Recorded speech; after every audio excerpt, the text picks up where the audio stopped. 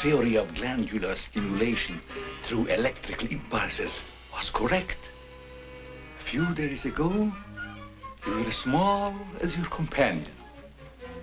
And now look at you.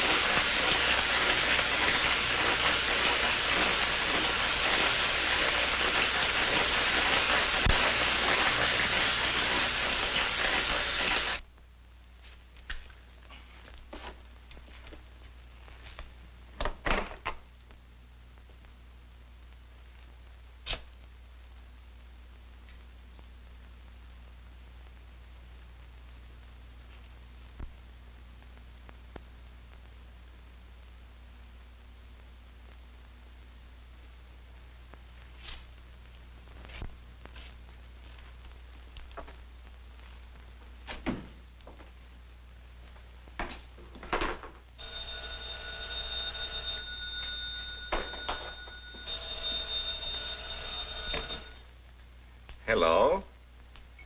This is Dr. 𝗕𝗏𝗏𝗏 speaking. Yeah, this is Heath. Henry Morton and I are having a little get-together at my home tonight. We want you to come. Why, that's nice of you, and I appreciate it. But I'm very busy working on a formula for a new shaving lotion. Oh, but Doc, this is my daughter's idea. And she's going to be awfully disappointed if you don't show up. Don't take no for an answer. Make him come. Yeah, you see, it's a sort of a special occasion. I bet Mary is going to announce her engagement to that young rascal, Don Morton. Tell her I'll be there. Goodbye. Well, it's all arranged. He's coming. He's going to be surprised when he finds the special occasion is to present him with this bonus check. $5,000.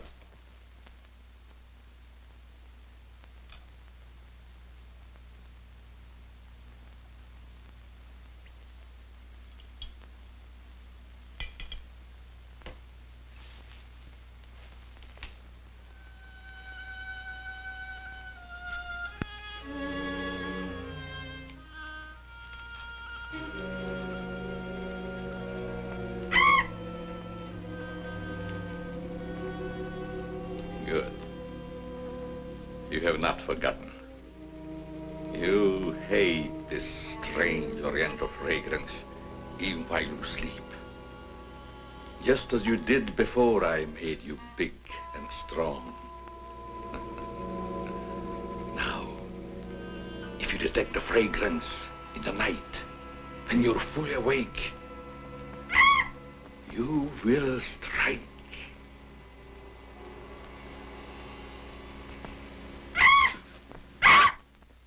Yes, you will strike to kill. Well, Doc's late. Wonder if he's been called out on a case. Perhaps I'd better phone him.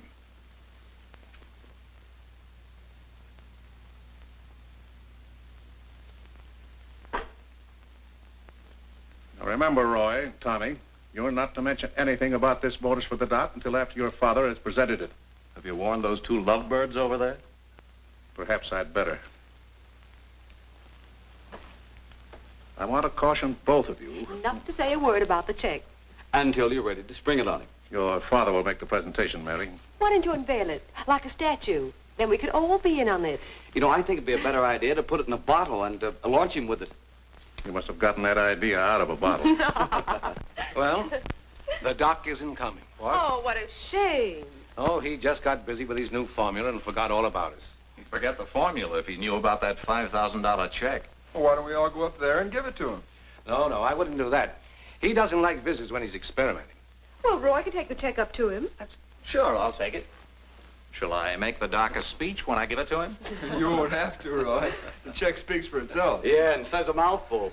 Son, tell the Doc we're awfully sorry he can't be with us, but of course we understand how busy he is.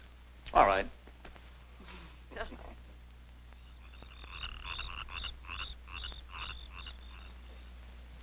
Just a minute, Roy, and I'll be with you.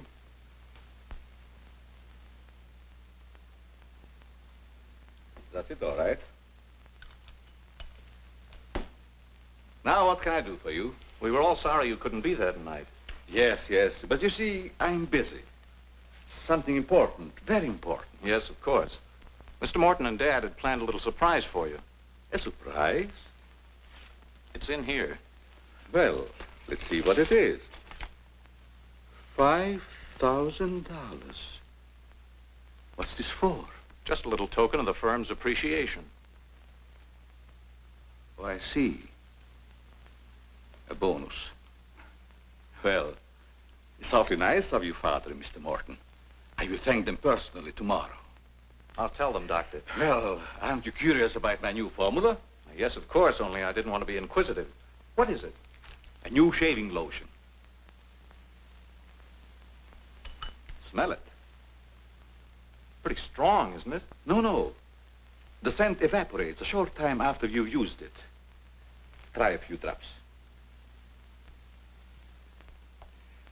Now rub it on the tender part of your neck. Here.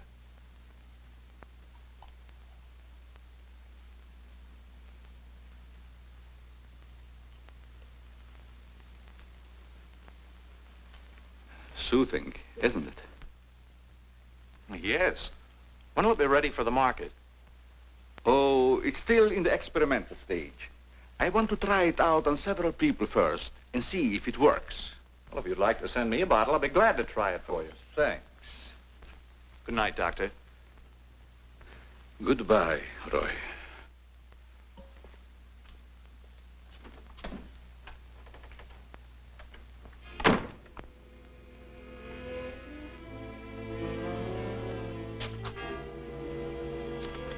Lovely check, isn't it, Doctor?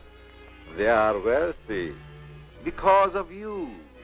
You made them rich, Doctor. It was your formula. Tonight they gave you $5,000 and wanted you to come down to their house and thank them for it. That was your money they gave you, like a bone tossed to a faithful dog.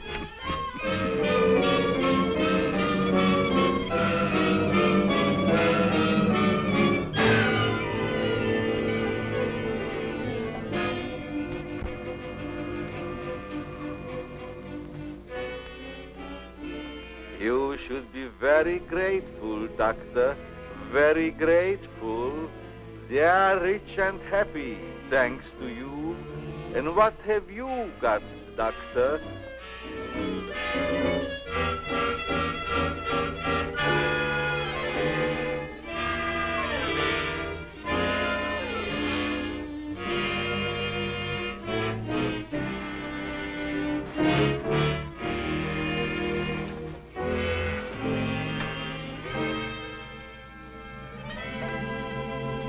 Tonight you have work to do.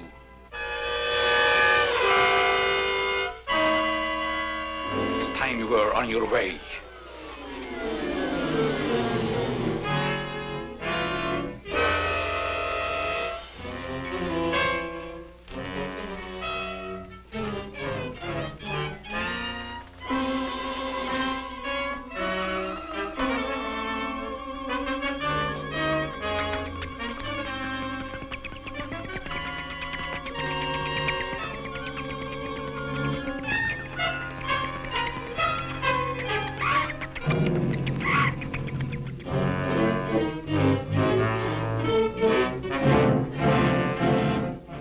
Tonight's a good time while our families are here to announce our engagement.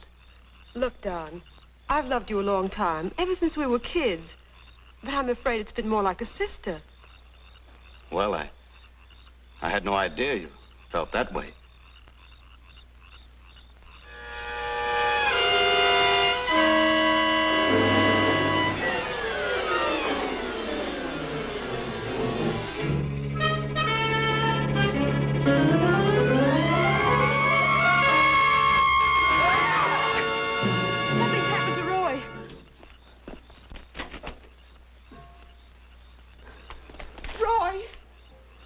I better call Dr. Carruthers. Oh, please, hurry. There's nothing I can do. You mean he's dead? Yes, I better call the coroner. You think it's murder? I don't know. I never saw anything like it before. The jugular vein is severed.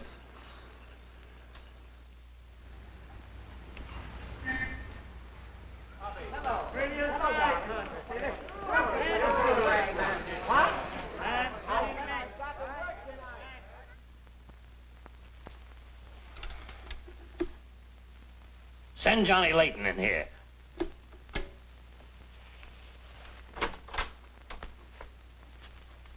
Well, what have I done now? Who wants me fired this time? Nobody yet, but it's still early.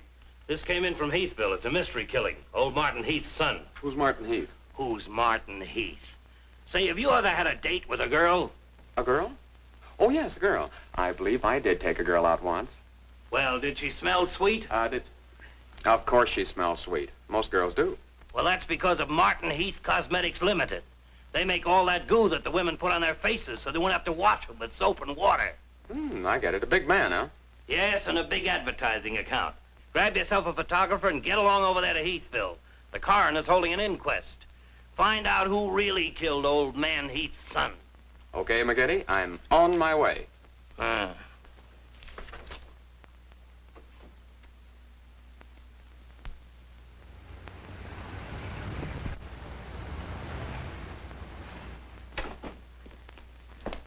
Chief Wilkins? Yeah? I'm Johnny Layton of the Chicago Register. Glad to see you. And this is my cameraman, One Shot McGuire. Hi, Chief. Howdy. Say, we're down here to cover that Heath murder, but we didn't get much information at the coroner's inquest. I thought maybe you might be able to help us. Well, I'm always glad to cooperate with the newspapers, providing they cooperate with me. That's the policy of our paper. Well, to tell you the truth, I haven't got very far with this thing myself. Oh, here's something that might interest you. It's a picture of the victim's wounds. Mm-hmm. You'll be able to see it better with this glass. Are these scratches on the neck and shoulders? Yes, but we can't determine the source. They're too deep for fingernails, too shallow to have been made by a knife. They're more like claws. That sort of bears out Dr. Carruthers' theory at the inquest of a wild animal. Have there been any circuses around here lately? No. Heard of any animal escaping from a zoo? No. Couldn't have been one of those African leopard men. They use steel claws. This isn't Africa. Okay, Chief, I was just trying to help. Chief, are you sure there's no clue you're holding back while investigating?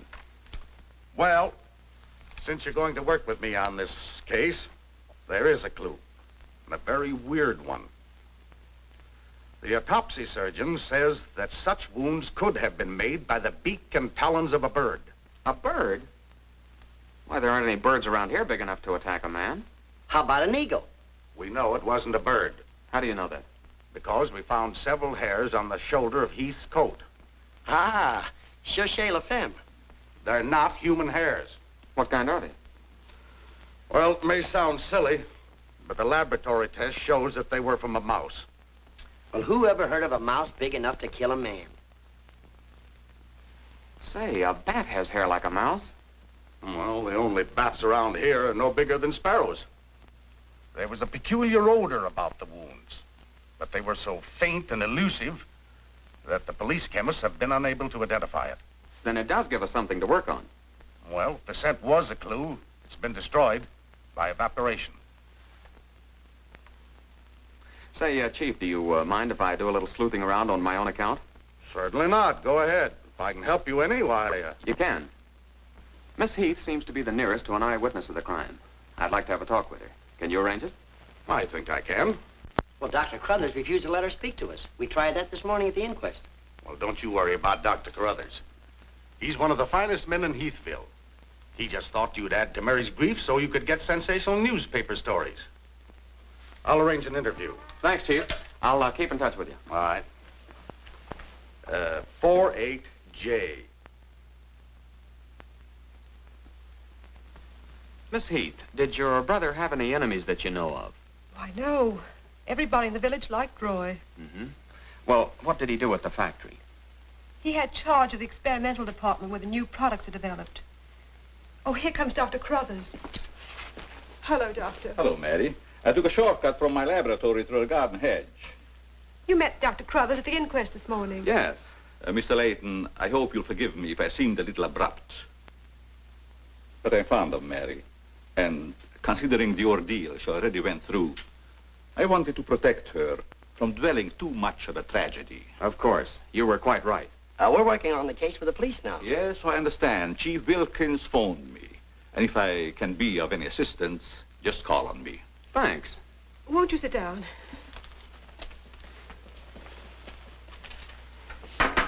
Shall I serve, mademoiselle? No, Maxine, I'll do it. You may go now. Oui, mademoiselle.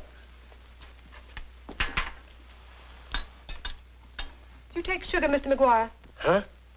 Oh, no, ma'am, never. In fact, I don't even take tea. If you'll just deal me out, I'll take a look around. I may dig up a clue.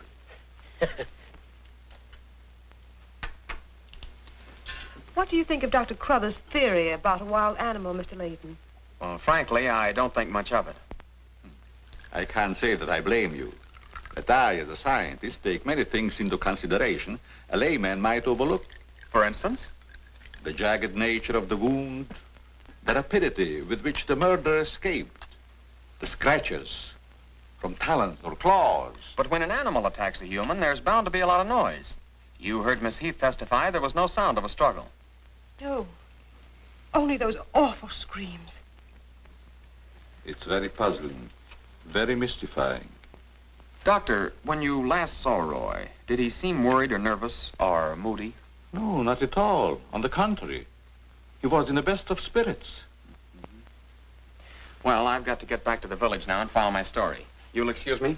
If you find it necessary for us to talk again, you may come back at any time. This evening, if it's all right with you. I'd like to spend some time here. Why, yes, that'll be quite all right. Thank you. Goodbye, Miss Heath. Goodbye. Goodbye, Doctor. A little more chiffon, baby. I do not understand. Oh, you know what I mean. A little more of your stocking.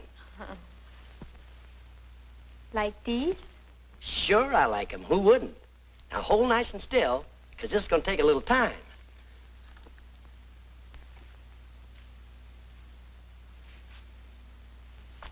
Well, if you're going to shoot, shoot. Right away, Johnny. I was just trying to get the focus. Mm-hmm. I got it. And not bad, either. I'll be back in a minute, Frenchie. And don't worry none about those werewolves, because nothing's going to harm you while I'm around here. You make Maxine feel so calm. My big, brave journalist.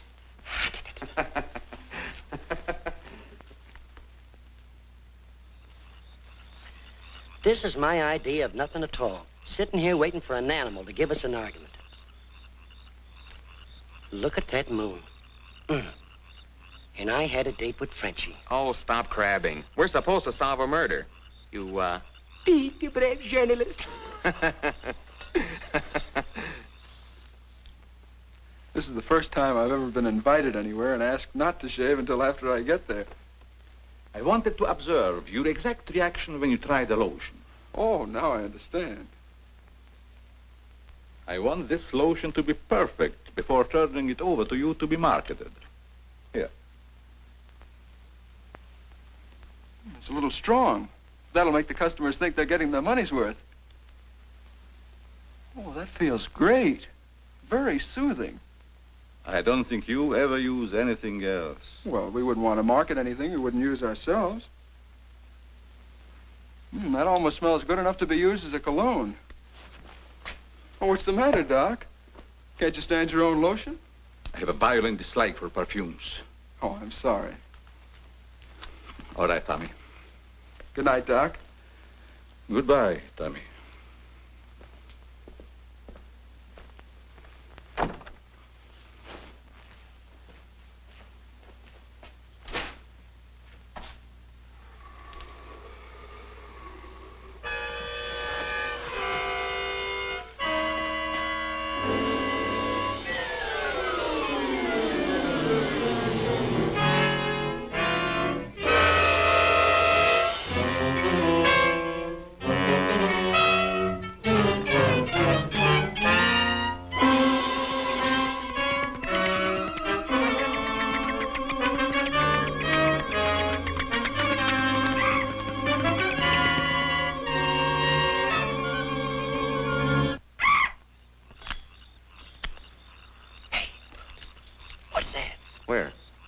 Something's moving.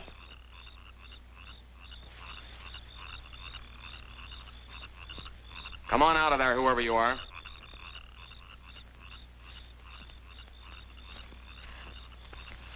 What are you doing out here, Miss Heath?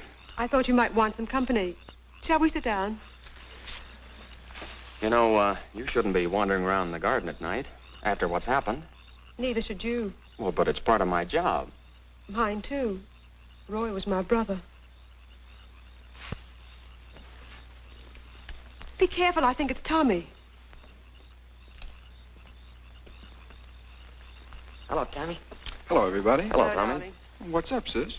Mr. Layton wanted to stay in the garden for a while, so I joined him. Don't tell me you're waiting for that animal Dr. Carruthers mentioned. So you don't believe it either? I certainly do not. It's ridiculous. But somebody or something killed your brother. And I suppose you're working on the theory that the murderer always returns to the scene of the crime. Perhaps I am. Well, not for me. If you'll take my advice, Mary, you'll leave these gentlemen to their vigil and go to bed. That's what I'm going to do. Good night. Good night, Tommy.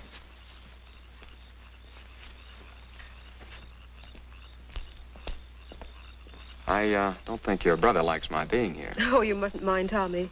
We're all terribly upset. I know.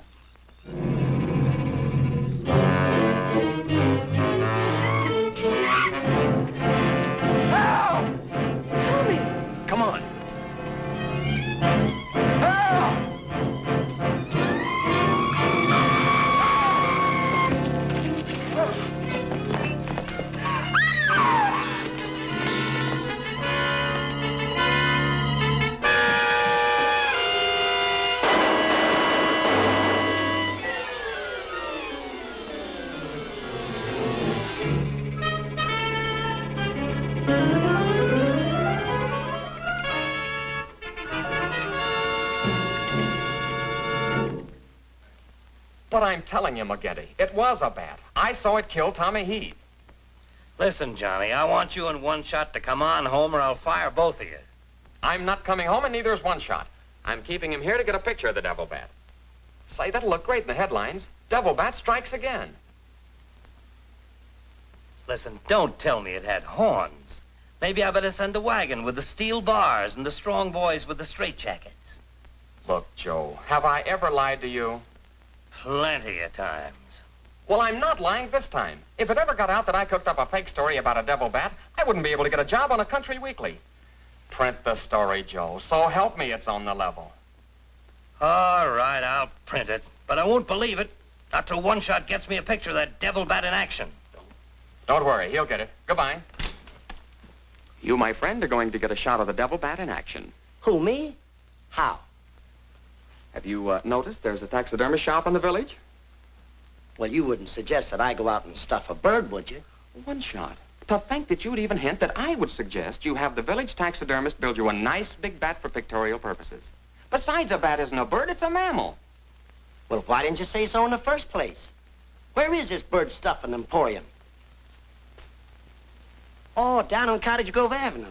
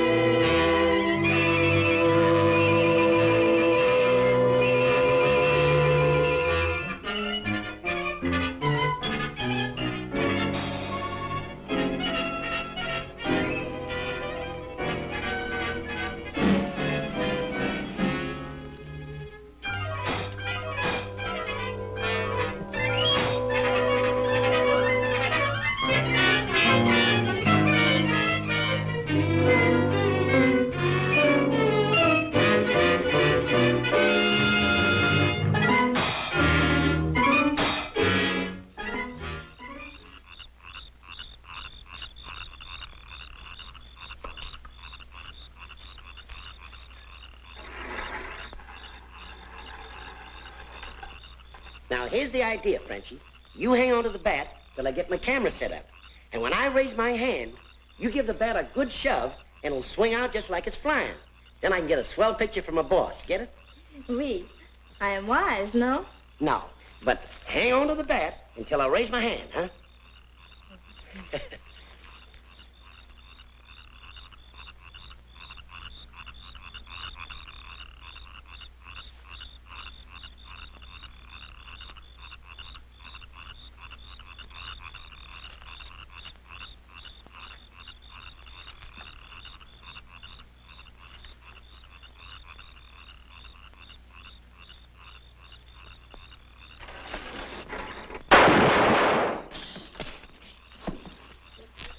Sherry, are you hurt? Say, what's the idea of breaking up my devil bat? I'm going to make you pay for that. And I'm going to take you to jail until you explain this. Come on. You can't do this to me. I'm doing it. I was just conducting a little experiment, trying to find out how the devil bat does his killing. I'm sure McGuire didn't intend doing anything wrong. He's just a little overzealous about his work. Yeah, with the town in an uproar, and everybody terror-stricken, wondering whether he's going to be the next victim, I don't want any more trouble stirred up, even with an artificial bat. You'd better get back to the hotel. I want to talk to the chief alone. Is it all right, Chief? Yeah, but be careful in the future. Ever smelled anything like this before?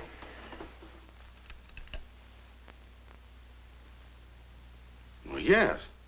That's the same stuff that's been on every one of the devil bat's victims. Where'd you get it? Found it in Don Morton's bathroom. Find out where Morton got it? No, I didn't want to arouse suspicion by asking questions till after it's been analyzed. You think it has any connection with the murders? That's the way it strikes me, but I can't figure out how. I'll get the police chemist on it right away. I'll snoop around, see if I can find out where Morton got it. Well, it probably came from down at the Heath Cosmetic plant. I've men working on a theory of a disgruntled factory employee committing the crimes. It's certainly more than coincidental that all the victims have been members of the Heath and Morton families. Yeah. Looks like a plot to wipe them all out. I wish the rest of them would leave town until this crime is solved. You're worried about Mary, aren't you? Well, yes. I've been urging her to leave, but she won't go without her father. And he insists on remaining here to help clear up the crime. And worse than that, neither Heath nor Morton will let me give them a bodyguard. I guess we'll just have to wait for something to break. Good night, Chief. Good night, Johnny.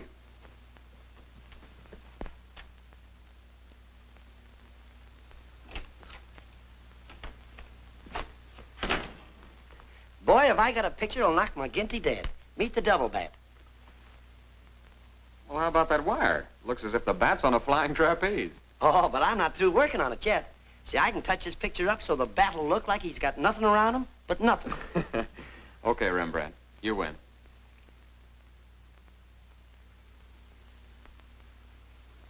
This is your news commentator, Walter King. Tonight we're broadcasting from the little village of Heathville, where an alleged devil bat has claimed 3 victims during the past 6 weeks.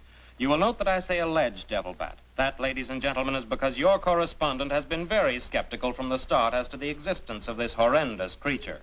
I have as my guest in the studio tonight Professor Percival Garland Rains, perhaps the world's greatest authority on animal life.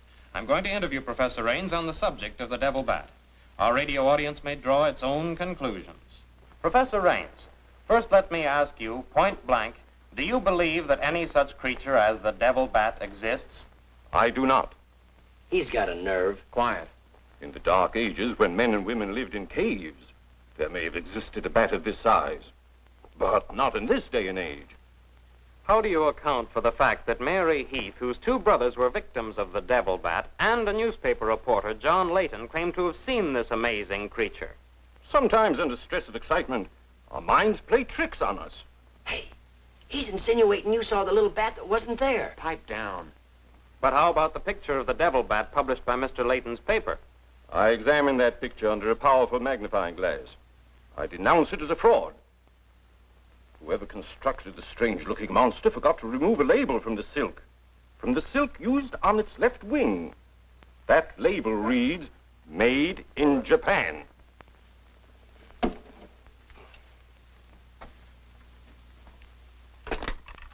Put through a hurry call to Heathville. I want to talk to Johnny Layton. He's at the Heathville Hotel. One guess who that is. Yeah, McGinty.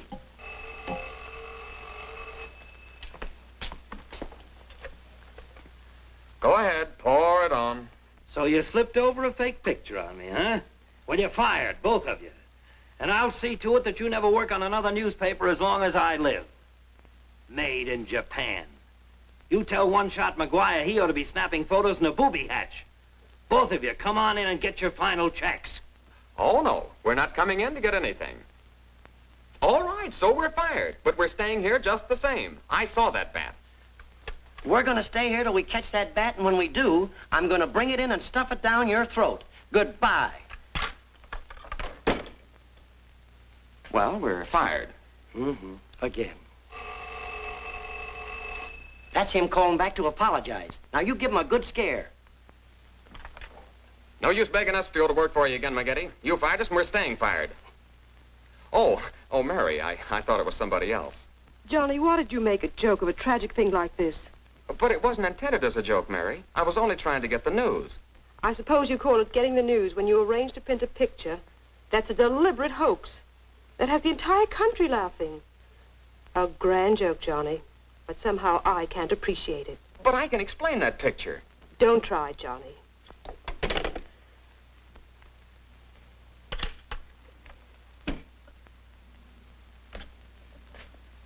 Made in Japan. I ought to skin you alive and nail your hide to a barn door.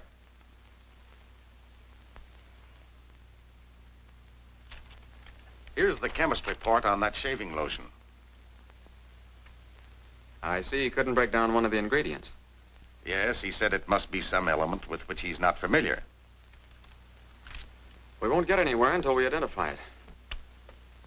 There's just one other man in this town that might be able to help us. Dr. Carruthers. Yeah, Carruthers could help us. I found out he compounded that lotion. Well, if you suspect Carruthers, you're barking up the wrong tree, Johnny. He's the last man in this town that would harm anyone. Why, everybody loves him. Maybe so. But here's something else I dug up. The Heath and Morton fortunes are based on a greaseless cold cream formula Dr. Cruthers invented. So what? All the doctor got out of it was $10,000, and the others made a fortune. Well, it's common knowledge that he sold out for cash when he could have had an interest in the firm. Just the same, every victim had this stuff from his laboratory on him. Maybe you've been working too hard on this case, Johnny. I'd like to get his reaction on the stuff. If he denies knowing anything about it, we'll know there's a tie-up somewhere. I think you're balmy. But just to show you that I'm following up every clue, we'll talk to him. We'll, put this in another bottle, and without telling him we know he compounded it, ask him to analyze it. Doc, I hope we're not upsetting your work barging in on you this way. No, not at all. I'm anxious to help solve these crimes. All the victims were very dear friends of mine. Here's a sample of the stuff young Morton and the two Heath boys had on them when they were attacked by the devil bat. Of course, it doesn't make sense to me that a bird would choose only people using that particular stuff. A bat is not a bird. It's a mammal. Well, anyway, our police chemist couldn't break down one of the ingredients. We thought perhaps you could. Why, I compounded this myself. It's a new shaving lotion I'm experimenting with. The ingredient your chemist couldn't break down, I discovered years ago in Tibet. How did you happen to put it in a shaving lotion? Oh, the lamas use it in some of their religious rites as a perfume. The scent is very pleasant and can't be imitated by competitors. But what were Don Morton and the two Heath boys doing with the stuff? Oh, it is the policy of our firm to try out any new product before marketing it. Well, that knocks our theory into a cocked hat. Yeah. We were hoping the unknown ingredient might turn out to be some sort of a clue. This isn't the kind of bottle I give it out in, but I presume your chemist changed it when making the analysis. Yeah. Is there anything else I can do to help? Tell me, did you hear Professor Raines on the radio last night? Yes. It was very interesting and very asinine. You mean you believe there is a devil bat? Why not? You saw it, didn't you? Well, sure I did. So did Mary. Then why worry about what one scientist says? That one scientist got me fired. Oh, you mean your newspaper discharged you? That's right. Oh, that's too bad. Then you're believing 𝗕𝗏𝗏𝗏 before the mystery is solved. I'm afraid not. I'm going to stay here and work with the chief. Since you're going to stay here for a while, I would like you to try out a bottle of the new lotion and tell me how you like it. And you too, Chief. No, not me, Doc. If my wife ever smelled perfume on me, she'd suspect me sure. Well, Mr. Layton, I understand you are not married. All right, I'll try it in the morning when I shave. I guess we better be going, Chief. See you later, Doc. So long, Dr. Cruthers. Goodbye, Mr. Layton.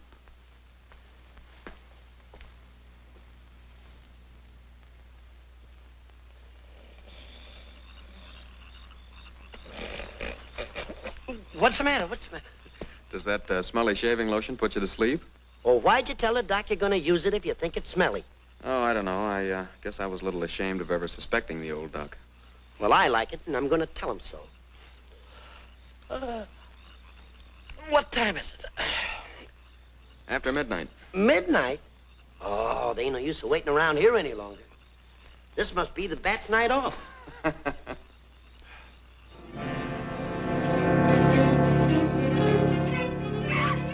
Did you hear that? Yeah.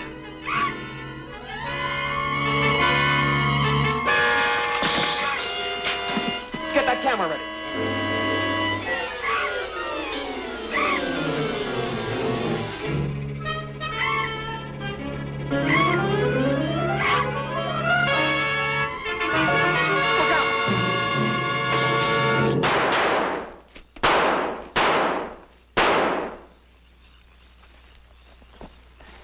You got him.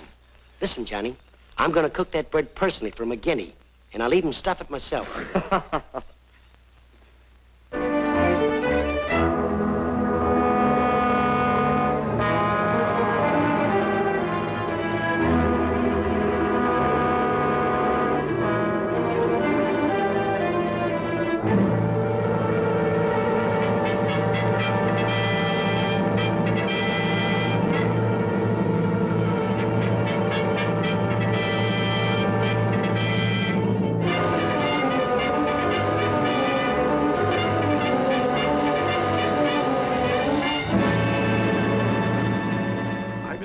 skeptical when I came to Heathville today to examine the body of this so-called devil bat.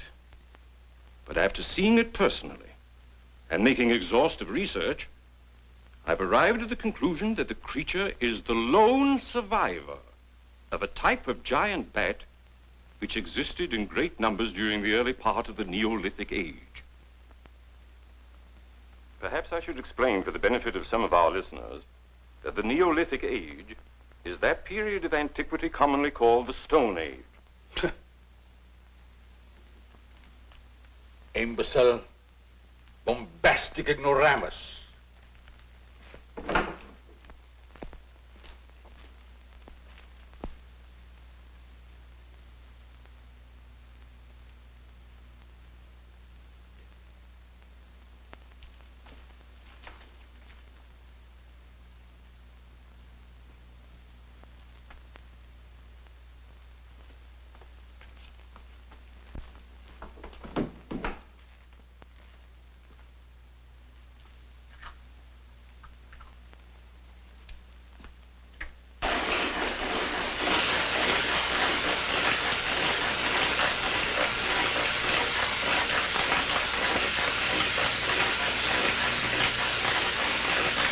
Sorry, McGinty, but One Shot and I are not interested at your prices. Of course, if there was a raise of, say, $30 plus a fat bonus, we might consider it. You're hold-up men, both of you. I refuse to be robbed. Have it your way, McGinty, have it your way. But we have the bat's corpus delicti and the exclusive picture. Of course, I've got an eyewitness story that 2 syndicates are bidding for. And don't forget, you gotta pay us for the time we were fired. That's better. Now you're talking, boss. Okay, we're working for you again. We'll gather up the loose ends and see you in a couple of days. Goodbye. Come in. Hello, Johnny. Well, Mary. Johnny, I came to tell you that I'm sorry I said what I did the last time we talked. Do you suppose... well, I don't know how to say it, but... I do. Miss Heath, do you suppose that little French girl would apologize to me if I looked her up? Well, I'm positive she would.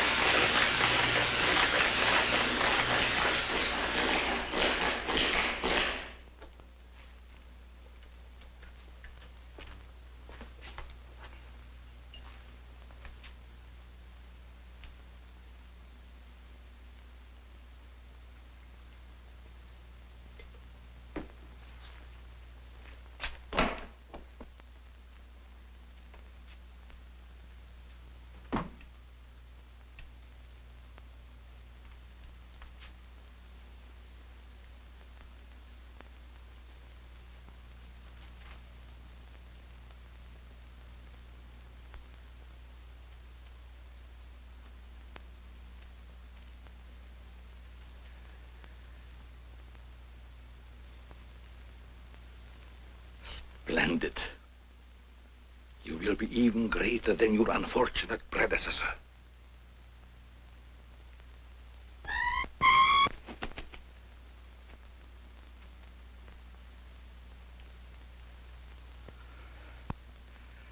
Enraged, aren't you? Fine. I'm enraged also. Tonight I shall call on Henry Morton, and you shall strike him down.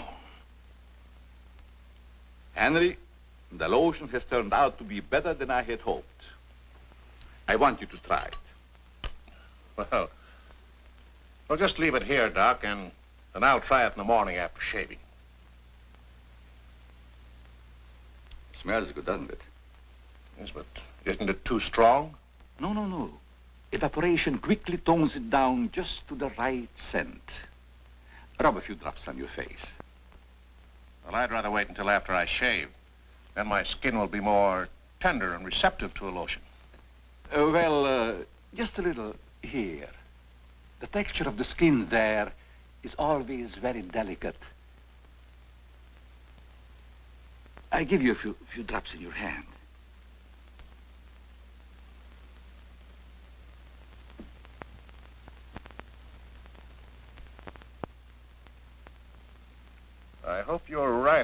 that scent evaporating quickly. I smell the high heavens. Perhaps that will be the secret of its success. Well, you can never tell what's going to happen in this business. You can believe me, Henry. You don't have to worry. Yes, I can believe that, Doc. All of your formulas have been highly successful. Oh, I've been going over the report of the company's annual earnings. A net profit of over $1 million. Not bad, eh? When you remember what we built on. A mere $10,000 for your formula. You shouldn't have demanded all cash, Doc. You should have ridden along with us. Then you'd be rich, too. Oh, but then you've had a lot of fun in your laboratory with your experiments, dreaming up something new. You're a dreamer, Doc. Too much money is bad for dreamers. So you try to pay me in flattery, telling me that I'm a dreamer. Well, I do dream. Dreams that you could never guess. Your nerves are frayed, Doc. Now calm down. Get a grip on yourself. You've been working too hard on your formula. Formula. That's but child's play for a great scientist. Your brain is too feeble to conceive what I have accomplished in the realm of science. Doc, you've made some great scientific discovery. What is it? When you'll find out, Henry, it'll be too late for you. Oh, come, Doc.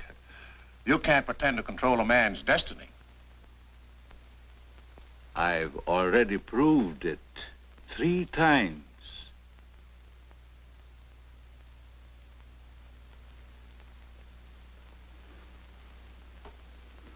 I'm sorry. Perhaps you're right, Henry, about my working too hard. I guess I'm a little tired. I better go home and get some rest. Sure. A night's sleep will do you good. Good night, Doc. Goodbye, Henry.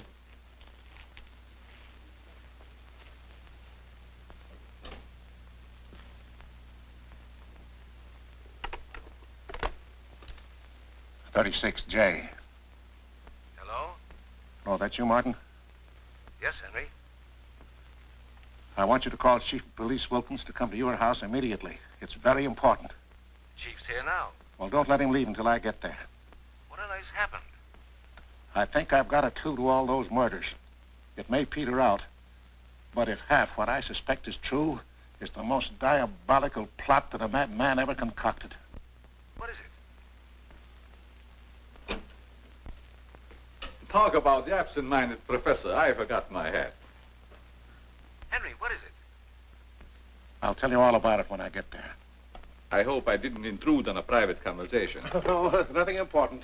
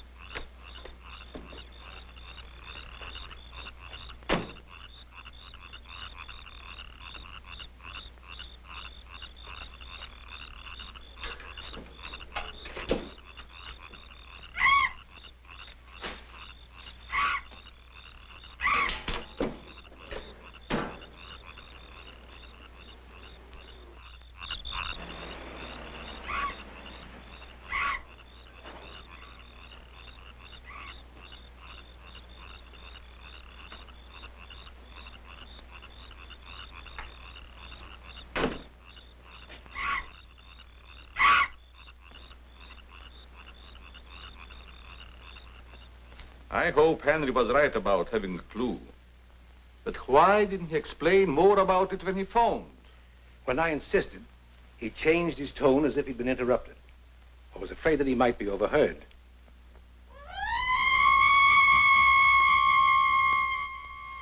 What is that squeaky sound? Oh, just some night noise. Help!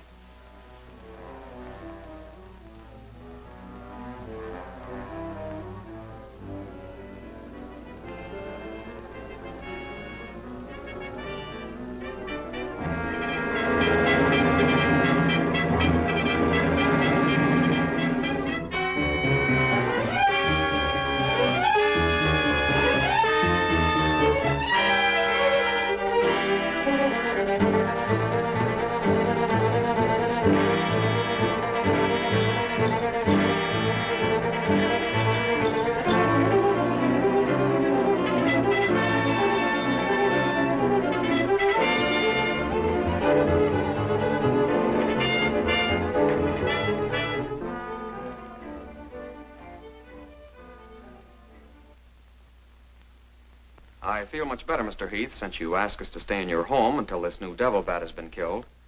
I've been worried about Mary. What reason have you to believe that Mary is in danger? Only this. I'm convinced that someone is using the bat to wipe out the entire Heath and Morton families. As a scientist, I assure you, the thought of a human controlling a bat is fantastic. Just the same, no villager's been killed or even attacked. You're forgetting, aren't you, that Mr. McGuire was attacked. He's not a member of either family. Why, I'm practically a member of this family already. I'm going to marry Miss Heath's maid. Oh, really? Well, boys, I'll have Maxine show you to your rooms. I must be running along home. It's past my bedtime. Good night, gentlemen. Good night, Good night, Martin. Good night, Good Doc. night, Doctor. Goodbye, Mary. Come along.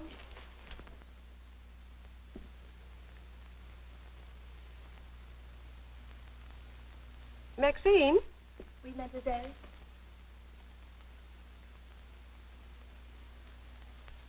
Did you fill my perfume bottles with something new? Oh, no, mademoiselle. I never touch your perfume. It's funny. I don't recognize it.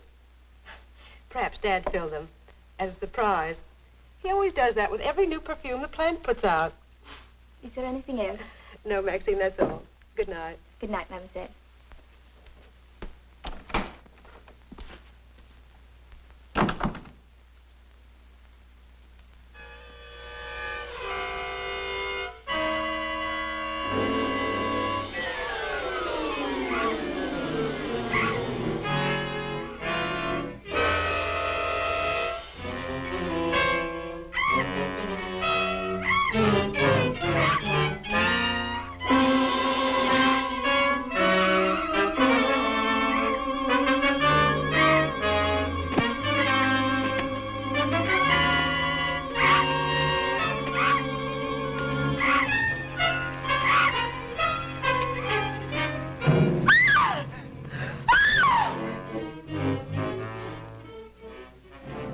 Mary, what happened? It was trying to get in the window. A big bat.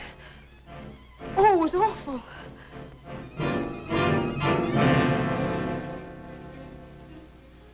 Mary, I want you to tell me everything you did just before that bat tried to get in. Well, first I took a bath. Then I brushed my hair, and Maxine came in and turned the covers down. And then fastened the screen, which somehow had come unhooked. Yeah? Go ahead, what else? Well, then we talked about some new perfume that someone had put in my dressing table bottles. Dad, did you put any new perfume in my bottles? No, I didn't. Is this the stuff? Yes. Johnny, this smells like... Hey, quiet. I've got a hunch that I want to follow up, and I'll need everybody's cooperation. We'll do everything we can. Of course. What's Carruthers' number? 48J. Operator, give me 48J, please. Hello, Dr. Carruthers. This is Johnny Layton. That's right. Something terrible has happened to Mary. Can you hurry over? I'll be right there. Good. Oh, Johnny, I'm all right. I don't need a doctor. That's where the cooperation part comes in, Mary. You'll have to pretend to be a nervous wreck. Mr. Heath, you in one shot must help her trick Dr. Carruthers into staying here as long as you can. Where are you going, Johnny? To, do a little private bat hunting.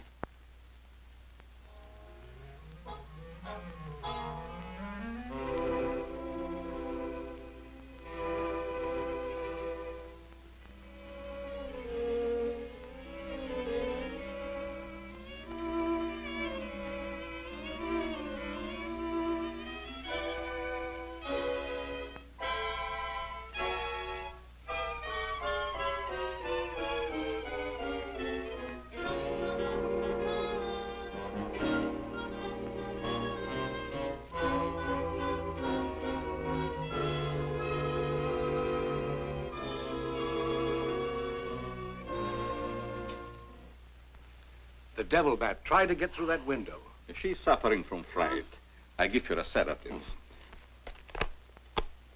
Where's Mr. Layton? Well, I guess he's out in the garden hunting the devil bat.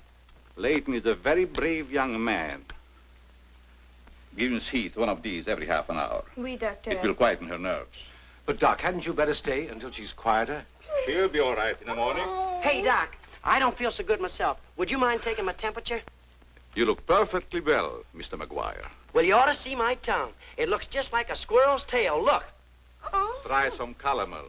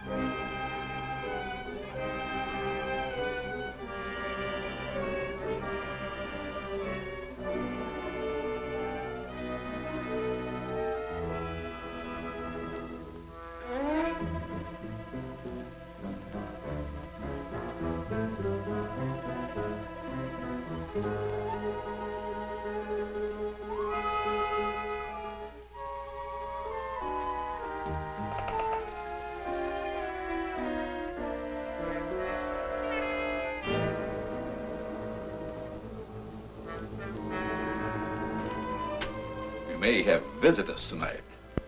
And it would be dangerous for me if they found you here.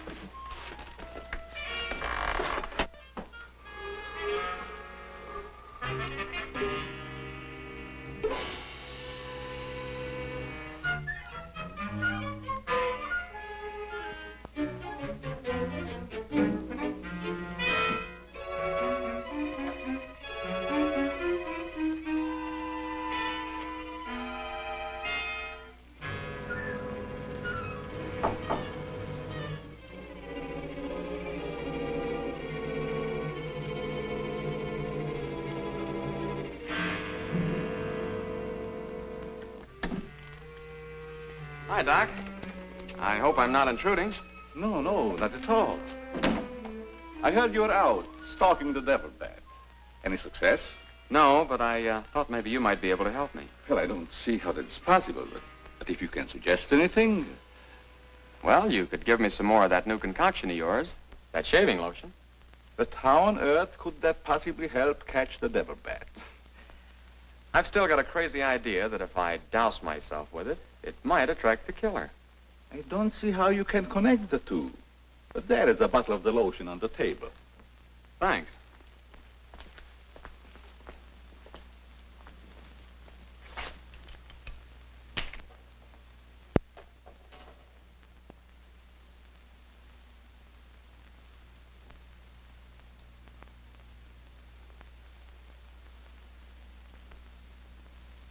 You see, Doc, I figured out something. All four of the murdered people had this lotion on them when the devil bat struck. Now, my plan is to sit in the garden, and when the killer makes one of those power dives, I'll blast him. Layton, I'm afraid all these murders have affected your mind. Maybe you'd like to come along, Doc, and be an eyewitness. I'm sure it would be just a waste of time, but I'd be glad to watch your experiment. Good. I knew I could count on you to help me.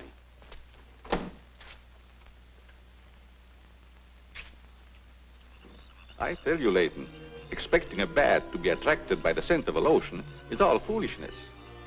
I think I better run around. Ah, sit down, Doc. The devil bat's behind schedule tonight.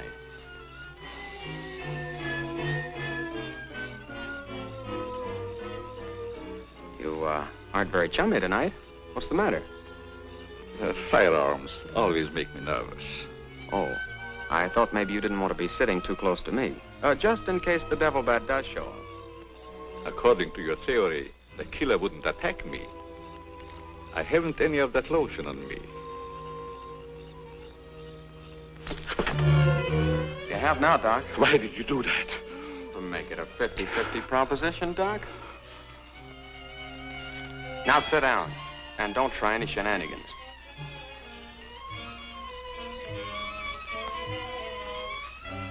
Not so funny when it's your own jugular vein that's in danger.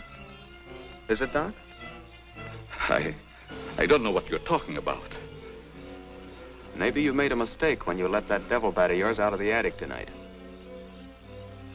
Don't worry about the bat killing you. I'm saving you for the hangman.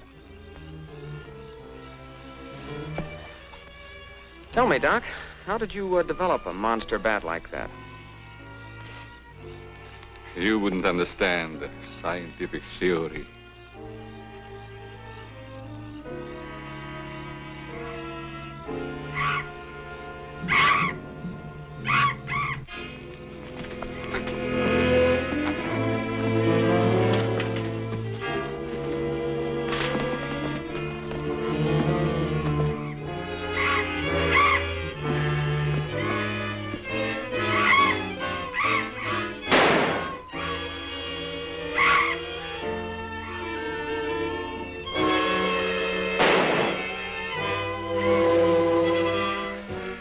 Chief, what are you doing out here?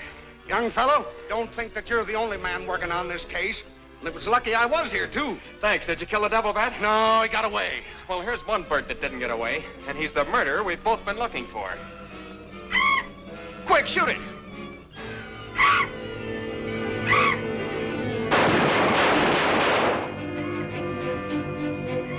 Where is it? It's gone. And so's the doctor. Did you get the bat? What happened? Doc Carruthers is the murderer, and he's hiding somewheres in the garden. You fellas get back to the house and guard Mary. Come on.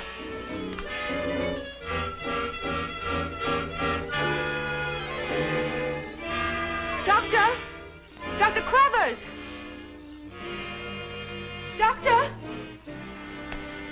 Has anything happened to Johnny? Is he hurt? They took him up to my place. You better come along with me.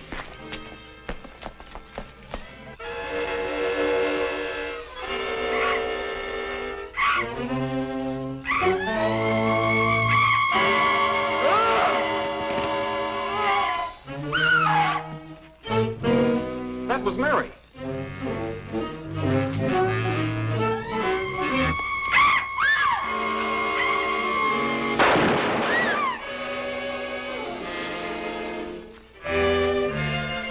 Are you all right, Mary? Go help Dr. Carruthers. He's over there.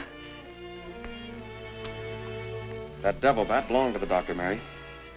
He created it to commit those murders. Well, it's too late to help the doc.